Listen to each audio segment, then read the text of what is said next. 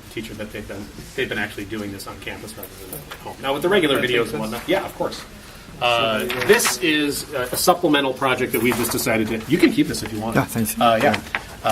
This is a supplemental program essentially that in certain classes we want them to be a little bit industrious and apply themselves.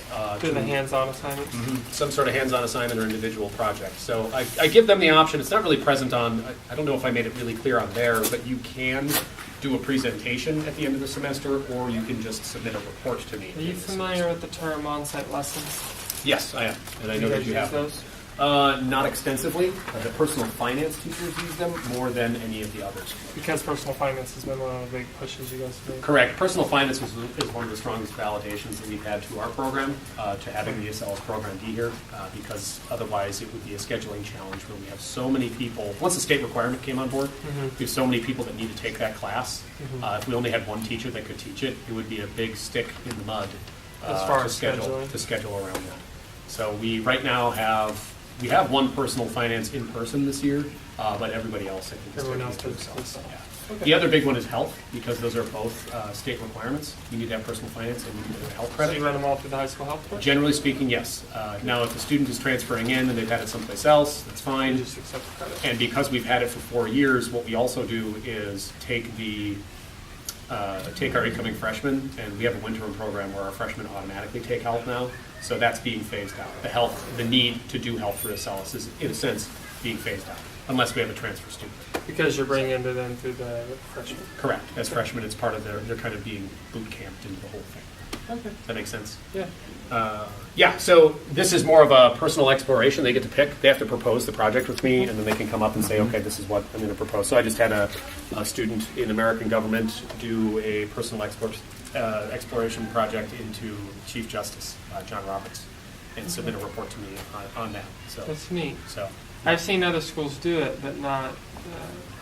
That's insightful.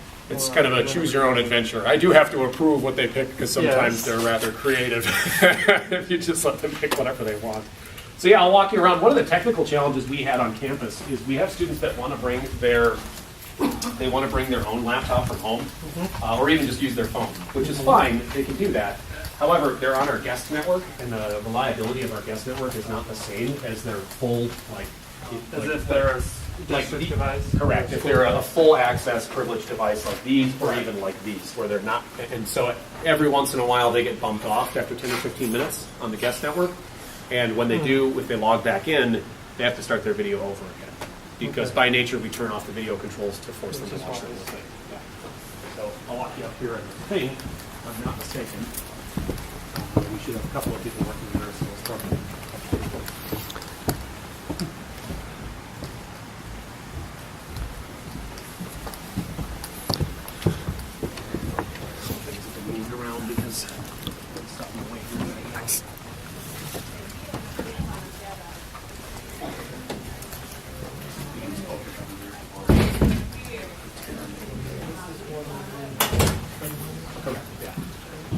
One study hall. The other one, and we're kind of, it's an empty room. That's but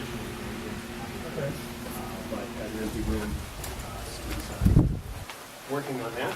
Some people will use their phone instead of their laptop. I find that to be, from an accessibility standpoint, our kids always have them. Yeah. So when they say, oh, there were no laptops or whatever else, you can always say, well, some of the kids love doing it on their phones even more. So he's just sitting there up against the wall. Yep. And the teachers, Mr. Olson's in the corner there, but he basically lets them, it's a pretty wide open space. He doesn't particularly care. Now, some teachers will run the study halls a little differently. Yeah. I'm sure the other one I'll show you is, this is Freilich. This one's a fantastic study hall.